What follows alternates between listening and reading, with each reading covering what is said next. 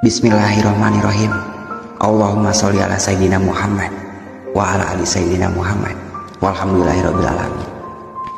Ya Allah, ya Tuhan kami, dengan kuasa-Mu, dengan kehendak-Mu dan ketentuan-Mu, jadikanlah sesuatu yang sulit menjadi mudah, jadikan yang tidak mungkin menjadi kenyataan. Karuniakan kami rezeki yang berlimpah dan berkah, lancarkan pekerjaan kami, serta kabulkan segala hajat keperluan kami.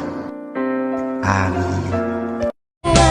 Suka duka telah kita rasa, bagiku kau teman terbaikku, tempatku untuk berbagi luka. Walau kini ku rasa karena kita akan berpisah.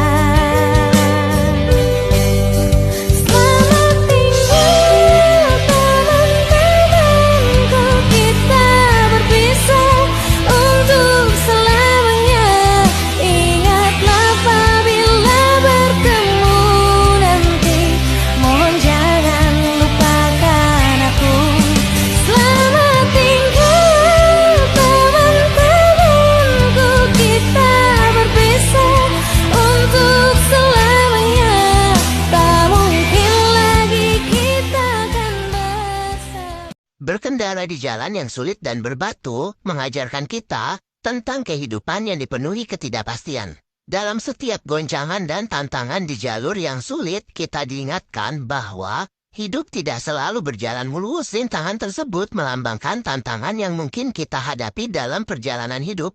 Dengan menghadapi jalan yang sulit ini, kita belajar untuk tetap tenang dan tabah di tengah ketidakpastian yang tak terelakkan. Sudut pandang kehidupan yang penuh dengan ketidakpastian muncul sebagai refleksi dari petualangan di jalur berbatu ini. Melintasi jalan yang sulit mengajarkan kita untuk menerima perubahan dan bersikap fleksibel. Hikmahnya terletak pada kemampuan kita untuk beradaptasi dan tumbuh seiring waktu, menjadikan setiap rintangan sebagai peluang untuk belajar dan berkembang. Dengan demikian, berkendara di jalur yang sulit menjadi sebuah metafora yang kuat bagi kebijaksanaan dalam menghadapi ketidakpastian kehidupan.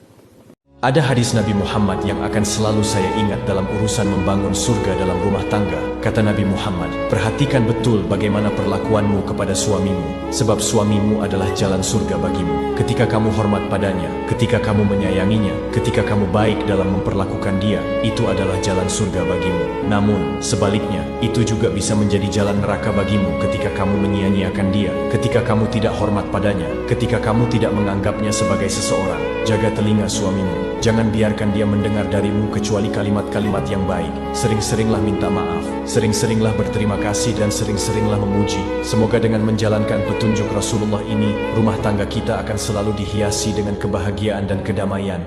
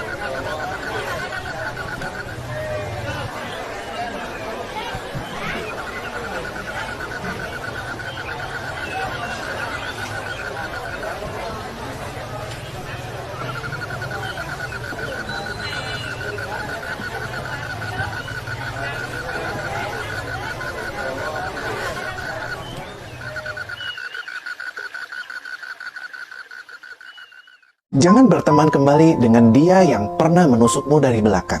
Ular bisa berganti kulit, tapi sifat dan racunnya tetap sama, bahkan lebih berbahaya. Berhati-hatilah dengan siapa yang kamu percayai.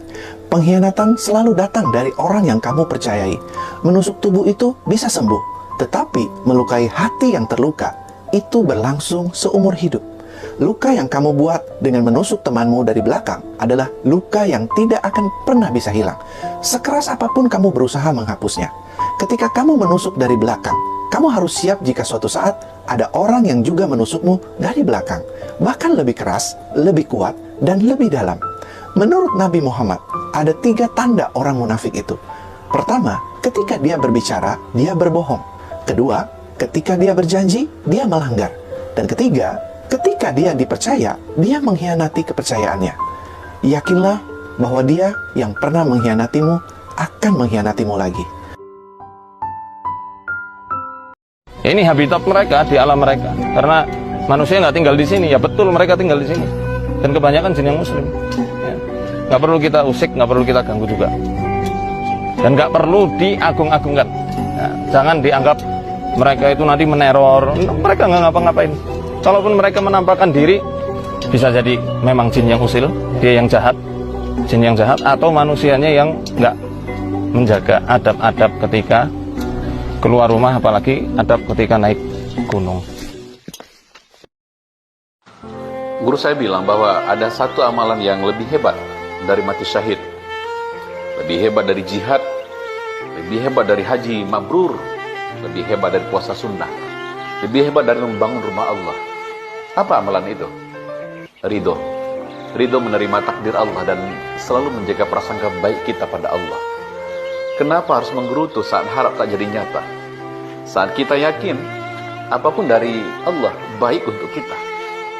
Kenapa kecewa saat tak dapat apa yang kita damba?